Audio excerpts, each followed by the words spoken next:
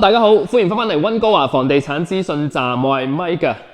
今日咧就係咧我2021年咧第一條片拍嘅第一條片，咁喺度咧祝大家新年快樂，心想事成，身體健康啊！咁其實咧睇開我睇樓團嘅片嘅朋友都知道咧，我咧盡量都係拍唔同嘅地區、唔同類型嘅樓啦。咁但係咧，其實咧本拿比 Burnaby 呢個地方咧都非常之受我嘅客戶歡迎嘅，所以今集咧就特登精挑細選揀咗一個 Burnaby 嘅一個 condo 帶大家睇啦。嗱，咁其實呢個 condo 咧，佢個名叫做 Sovereign 啊。咁咧就係咧 Bosa 起嘅，咁佢位置非常之近 Metro Town 啦，基本上行路咧就大約可能5至8分鐘左右啦，係真係對面街嘅啫。咁其實最大嘅賣點係乜咧？就係咧好多朋友咧，佢哋其實住 Burnaby 都知道啦。如果要住翻 Metro Town 咧，好多時候咧會犧牲咗咧佢個校區嘅呢一個質素嘅。咁好多朋友其實咧同 reach out to 我咧都特別對咧Burnaby 一個校區 Burnaby 一個中學個名叫做 Musgrove 係非常之有興趣嘅。咁而呢一個 condo 咧，畢竟咧又係6年樓啦，跟住又係石屎樓啦，又要係名發展商 Bosa 起嘅啦，仲要喺 Musgrove 嘅校區上面嘅，咁可以話咧係滿足到好多朋友嘅一個需要願望啦。咁所以就今次帶大家嚟睇一睇啦，希望大家中意。如果你哋中意我哋影片咧，記得咧就係 subscribe 我嘅 channel 啦 ，hit 個鬧鐘掣啦，同埋 like 我哋嘅 video 嘅 ，share 俾你啲朋友睇。有咩 comment 留言，隨時下低 comment 啦，或者咧私底下同我 WhatsApp、WeChat 都可以 ，email 打電話都得。咁事不宜遲啦，我哋即刻睇樓啦。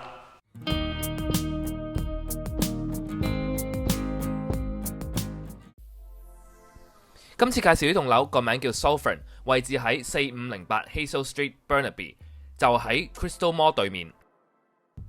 喺 Kingsway 加 Willingdon 交界，就喺 West End 嘅 Element Hotel 上面。酒店大堂咧就喺前面大街嘅，而我哋住宅咧就喺後面啦，有自己嘅大堂迴旋處同埋出入，完全 separate 嘅一個出入啦，同埋有自己嘅前台服務啦，收下包裹、巡下樓咁。不過要注意，佢 concierge 唔係24小時嘅，就係朝9晚5或者係 weekend 嘅12點至8點。同之前喺 Brentwood 介紹嘅 Solo District 有一個共通點咧，就係佢哋都係名發展商 Bosa 起嘅。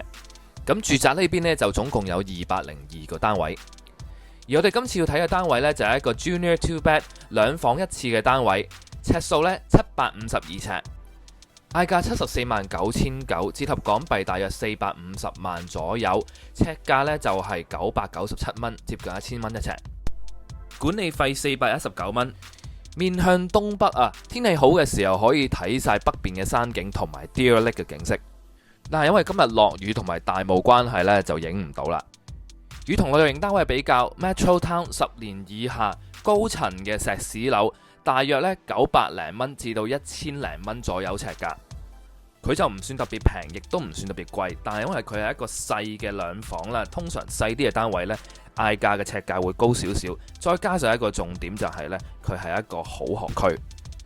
第一間房有2邊窗向東向北，有個露台門可以通出露台。地稅每年2253蚊，10尺5乘8尺2，放到 double bed。而佢房都有通風口，用嘅就係 geothermal 嘅中央冷暖氣。再睇埋第二間房，9尺10乘以9尺2，都係一樣放張 double bed。冇錯，房係細啲，未必適合一個大家庭嘅。主要你會係適合一啲呢，可能係高中嘅學生喺呢邊讀一間比較好少少中學啦。同時間呢，可能家人間唔中會過嚟呢邊住呢，可能就會適合呢個單位。而第二間房有門可以通到去廁所，跟住我哋睇一睇廚房啦。廚房設備大部分都係用德國名牌 Miele 嘅，包括佢嘅抽出式嘅抽油煙機、明火煮食爐頭、焗爐、雪櫃同埋洗碗碟機。微波爐用 Panasonic， 咁佢啲櫥櫃全部都有 soft closing。Samsung 大型號嘅洗衣乾衣機，因為 COVID-19 關係咧，佢個會所就冇開放。設施包括有健身室、室內游泳池同埋空中花園等等。揸車4分鐘，搭巴士13分鐘，行路20分鐘就到所屬中學 Moscow Secondary。因為喺 Burnaby 咧 public school 嚟講，排名比較好嘅中學咧真係唔多啊，咁所以咧 Moscow 呢間中學咧非常之受家長歡迎嘅。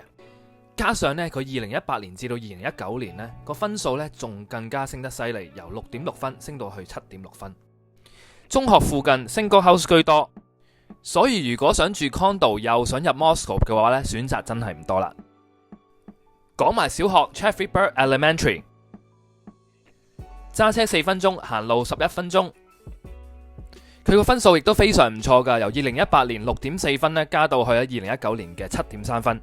講完學校就講下呢棟樓附近嘅食肆啊、商場咁啦。喺大堂行翻出嚟正街唔使1分鐘，就係我哋嘅 Kingsway 啦。對面就係 Crystal Mall， 側邊就係 Save On Food。唔使過馬路，側邊亦都好多餐廳。呢個就係酒店 West Inn Element 嘅大堂門口啦。嚟得呢頭呢，我今次就想帶大家去行下 Crystal Mall。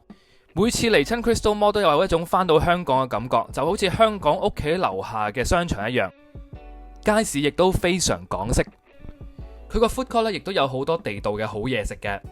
我每一次嚟都會嚟呢間茶坊度點一杯桂花綠茶嘅，非常之清新，啱晒咧講完一日嘢嘅我。你哋下次都可以嚟試下噶。好啦，樓又睇完啦，大家感覺如何呢？如果你哋睇到嘅片都知道呢，今日呢個天氣真係麻麻地啊。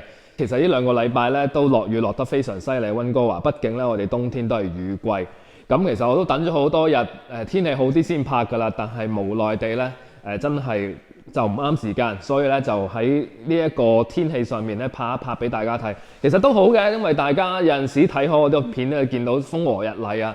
有陣時睇下溫哥華另一個即係景象都係一件好事，幫到大家去選擇你需要嘅樓盤。呢個盤呢，其實就佢如果好天嘅時候，你都睇到啲相呢，就係咧嗰個風景非常之好啊，因為佢夠高啦，咁所以呢，成個山咧睇晒嘅。今日實地就睇唔到有個景啦，睇住相先啦。